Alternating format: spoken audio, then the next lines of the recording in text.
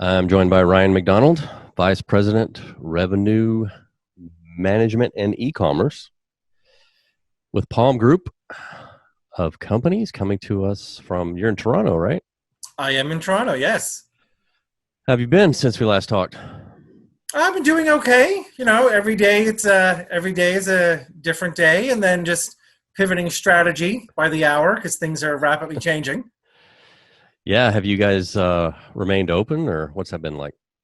Yeah, so all of our hotels have managed to remain open. Occupancy levels definitely down compared to year over year, but we're slowly starting to see a little bit of a rebound. That's good. What's the summer look like for you? Summer, right? Summer. I mean, obviously we're pacing ahead of last year because pandemic. Yeah. But we're starting to, like, in our Florida market, we're starting to see we're definitely starting to see some strong bookings come in. I think the pent up demand is starting to take over, and people are just starting to book. Well, yeah, you've seen the photos and the, Yeah. the TV clips. It's spring break here, so. Well, I mean, I'm in Texas, but it's spring break in Florida. We're all getting out. We don't care. It's over. So where are your hotels at? So we've got three in Florida, so two just outside of Disney in Kissimmee, then one in Naples, Florida. We have three in Ontario, here in Canada, one in Halifax, Nova Scotia, Montreal, Quebec, and then we are other hotels that we have scattered between other parts of Canada and the UK. And like most, probably, you've had a lot of staffing adjustments, I would imagine. Yes. Yeah. Yeah. Our GMs are the unsung heroes right now, because they are doing everything from folding laundry, making breakfast bags, checking people in, literally doing everything within the operation to keep the hotels open. And I think we would be lost without them right now. Yeah. What about your team? As in my revenue team, or as in Yeah. like our corporate team? Revenue team. Like, what happened there? I mean, is it just you? It was just me up until July, and then I actually brought on a corporate revenue analyst first week of July-ish, which has been fantastic. Yeah. Just because with everything that's changing with the COVID restrictions and policies, Oh, yeah. to make sure your content is always updated on the third-party sites and on your brand site, and you're getting all the messaging out. It pivots on the hour, what the new restrictions are and protocols and guest safety measures. And so we do a full audit every 4 to 6 weeks of all of our third-party sites, our brand sites, just to Yeah. make sure it's all the COVID information is up to date and all the policies are there. And yeah. Yeah. So I was talking with Richard, founder of Muse, and he threw a term out at me, demand shock, with regards to staffing. So hotels have had to lay off so many people, furlough, layoff, and now you're starting to see some demand, especially in places like Florida and Texas.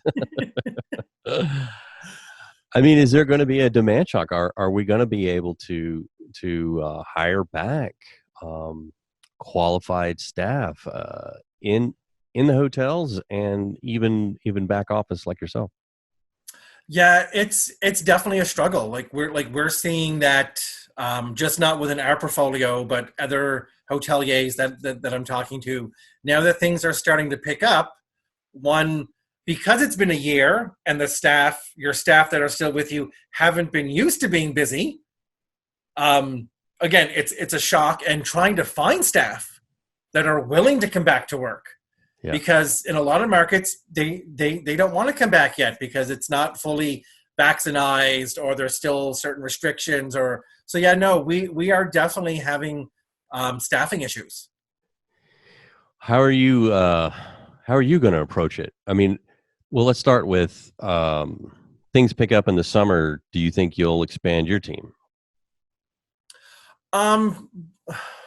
No, my team will most likely just be me and my analyst.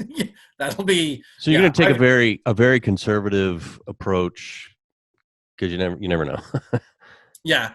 I mean, we have the philosophy with Impalm that everybody's responsible for revenue management. So it's not just us at a corporate level. I try to instill as much as I can in our GMs, our front office managers, our directors of sales, for them to make those decisions and those calls as well. I like to think that we're here, that we work for our hotels. We're here as a resource for our GMs and our salespeople if they have questions. Where we need to make sure that we are focused and aligned is our frontline employees. Because that's going to be the biggest, because again, with people coming back, with things starting to reopen, people are going to expect those services. And again, we've been out of practice for a year. So it's going to be a little bit of, I think as much as there's going to be a demand shock, I think there's going to be a learning curve again in the industry for getting staff back up to those levels where they were used to. Yeah. Is there any kind of automation going on, either at that level or back office, just to kind of make up for the lack of human touch? We had contemplated the automated route. We tried it for 2 or 3 days, and then we said nay. Mainly because of what happened. People want to talk to somebody. Because of what happened when everything first went, hell in a handbasket last April, May, everybody trying to cancel, and they couldn't get through to third parties, or they couldn't get through to airlines, and it was all like this self-serve stuff, and things didn't go according to plan. People want to talk to somebody. So we make sure that we have somebody, like there is someone on property 24/7. We're still getting back to people like within the 24 hours with email, phone calls, all that kind of stuff. People don't want the automated. People want to know that they're physically talking to somebody, because they want to be rest assured that their booking is secure, and they want to know what the actual protocols are and all that kind of fun stuff. Well, with the time remaining, any advice for hoteliers as we start to see the light? As I've been kind of mentioning every time we have these little calls, we just stay strong. I think as an industry, I think we did extremely well this time around when it came to holding rates and not doing the race to the bottom, which we've been known to do when other pandemics or disasters hit. But looking at the rates in certain markets that we're in, our market has held rate. We haven't plummeted rate. We, as an industry, I think we stayed strong and we weathered it. So there is light at the end of the tunnel, thank God. And hopefully in 4 to 6 months, we'll be seeing again that great demand shock that you're talking about. I'm ready. Well, thank you for joining me, Ryan. Awesome. Thank you for having me. You bet.